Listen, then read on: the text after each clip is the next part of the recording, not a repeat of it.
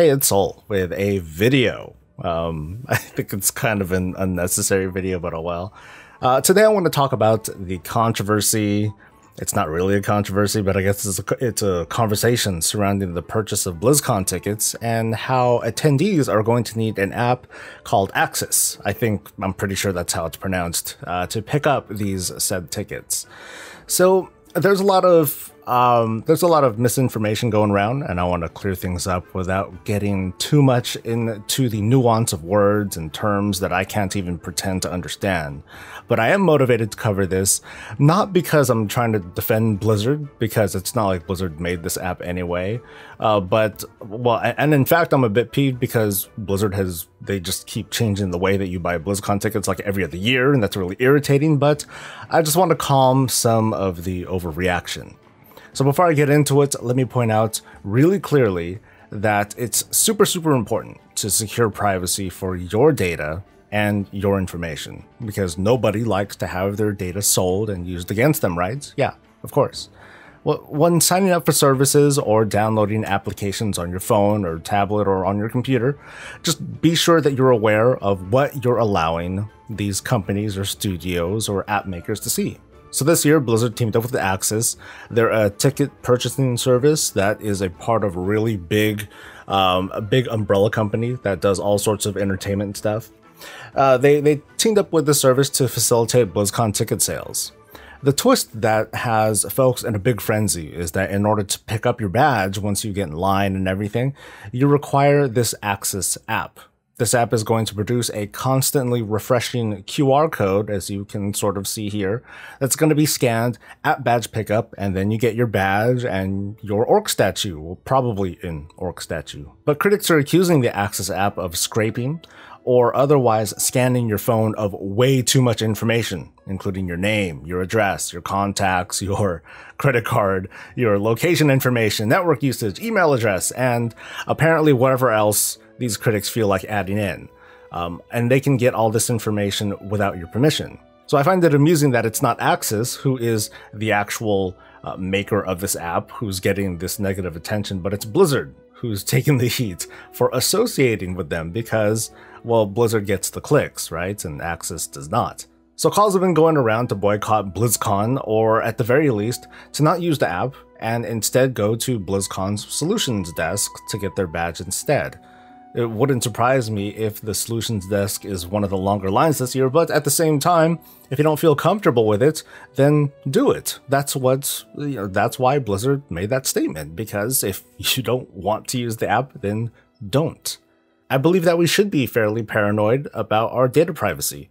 From the Equifax leaks to Alexa listening to like my late night grunting noises to almost everything Facebook does, it's a little bit frightening how much of a company can learn about us. So let me describe this horrifying experience that I had when I bought BlizzCon tickets. That's sarcasm, by the way, because you might find that the reality was a lot more sober than you might think. So I made an account on AXS, I gave them my actual name, and one of those, those junk emails that you typically have when you make purchases and you don't want to get the spam. Yeah, I used that email. I made this account a couple of days prior to the ticket sales, and on the day of the ticket sale, I did buy a couple of tickets. Yay, me. Something that I failed to notice while I was making the purchase was that I could have used PayPal to buy these tickets. I guess I was just in too much of a hurry, whatever, but instead I used a credit card, and when I was prompted to save the information onto my account, I did not. And then I made the purchase, and then I was done. And then I installed the AXS app. I saw it ask for permission for one thing, for location information. Now, I already guessed what sort of app this was. It's for selling tickets to like concerts and shows, that sort of thing. So giving it permission for your location, one of the most surface things, the outward facing thing that we consumers would see is that the app would suggest nearby things that I might like to watch. It's like an invitation. Hey, do you want to spend more money with us? Because, well, here's our suggestions based on your purchase history, whatever. Well, thanks, but no thanks. I said no to granting that permission, and I just went into the app. I logged in with the same information that I used to make my account on the website. I saw the badges, and I checked that QR code thing to see if it would work, and it did. And that was it. That's That's the end of the story. So what information did I actually give to AXS? Of course, I gave them my name and my email on the website. They know that I gave them money, and I trust, trust that they didn't somehow keep my credit card information. And I think that's pretty much it, right? The app didn't ask me for any extra information beyond my location info. And, well, technically, I guess I gave AXS permission to know that I bought tickets to a thing that I'm going to in Anaheim on November. Ooh, that's really harmful. I should have said this earlier, but there are 2 Reddit articles that I'm citing from. I'll have them in a link below. One of them is the kind of foot in the mouth article that talks about, oh gosh, Blizzard is so evil, this is what they're doing. And it's followed by another article that says, hey, we put our foot in our mouths, this is what's actually going on. The critics out there would have you believe that an app created for one of the biggest entertainment promoters in the world would rather ruin its relationship with platforms like Apple and Google, as well as partners like Blizzard, and risk its entire business model by supposedly hacking into your phone without permission to sell your personal data for a couple bucks. Speaking from my limited perspective, I think that the people behind AXS are more interested in dubious business practices by charging ridiculous convenience fees of $12 per ticket. Like, dude, what the fuck? This is almost as bad as Ticketmaster, but at least they're in the interest of doing business in front of your face. So is there anything to actually learn that we haven't already learned from the numerous data breaches and revelations that our data has been traded and shared like currency? Yeah, of course. Always be concerned. Keep yourself aware of the applications that you're installing and what they're asking for. There are a lot of apps that don't work correctly when you don't give it permission to do certain things.